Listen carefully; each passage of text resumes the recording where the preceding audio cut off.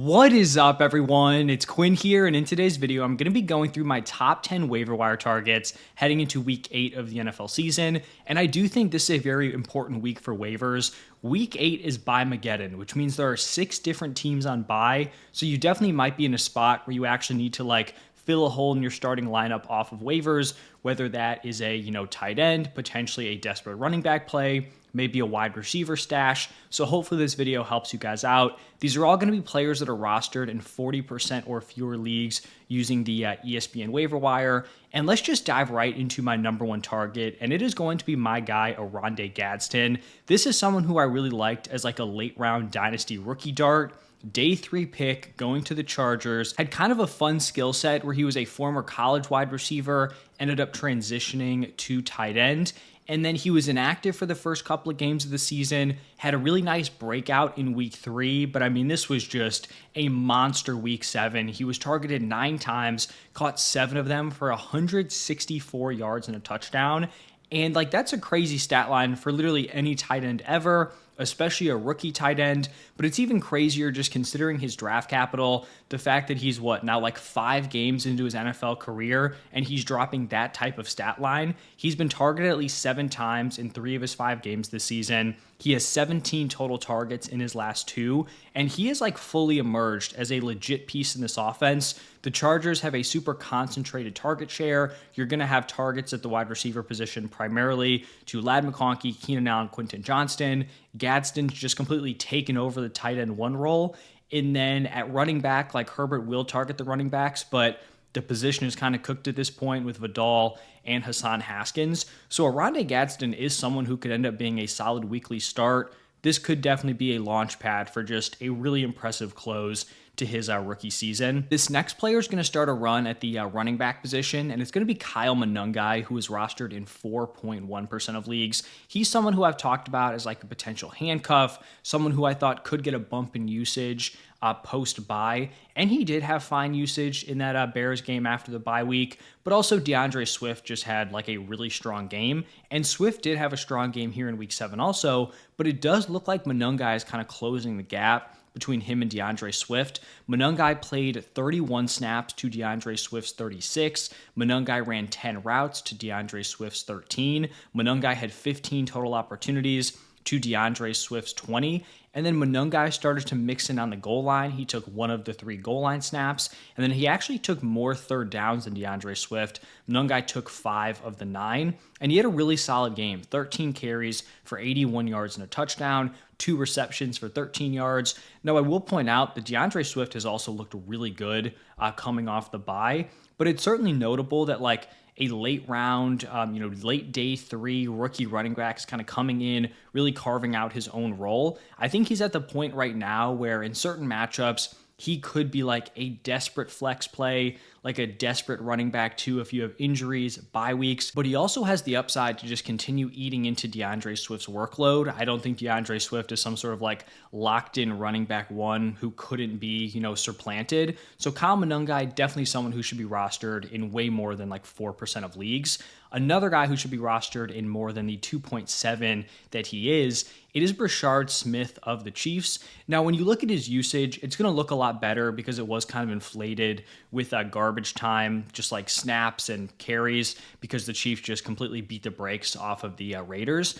But even early on in this game, when it was more competitive, Brashard Smith was still very involved, especially as a pass catcher. He actually came into week 7 leading all running backs in yards per route run. That number is only going to go up after week 7. He's caught at least 3 passes in each of the last 4 games. In week 7, he caught 5 passes for 42 yards, had 14 carries for pretty inefficient 39. But like I said, a lot of those were coming late where the game was already decided. The Raiders knew they were kind of just running things out there. And I've talked about this even dating back to Dynasty rookie season, sleepers. I feel like Brashard Smith does have that Jerick McKinnon upside.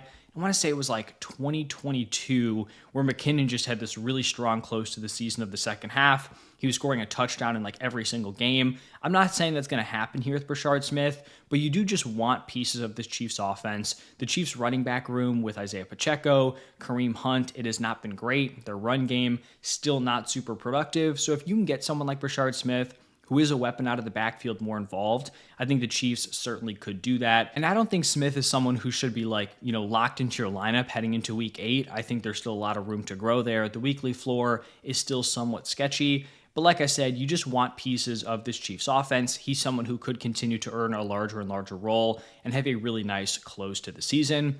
Then someone who's definitely more of a short-term play, we have Bam Knight, who is rostered in 23.9% of leagues.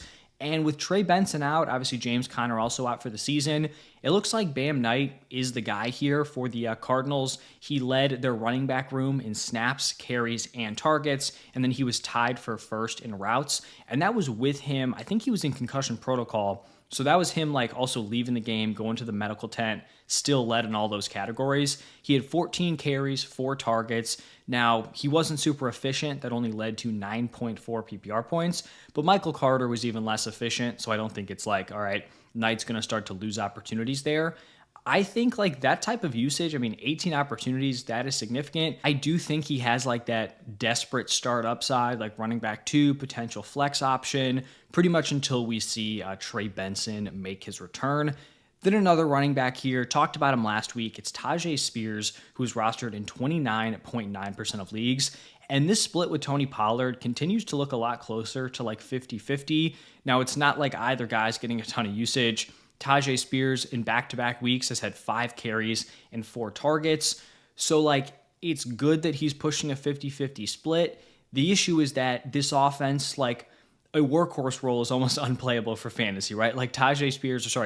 Tony Pollard early in the season, he had dominant usage. He had a huge opportunity share of the backfield, and he still wasn't playable. So the fact that this offense is so bad, it definitely limits the upside of Tyjae Spears. But once again, if he can just continue to inch up his usage week after week, then maybe he's someone who's an RB3 option in that range.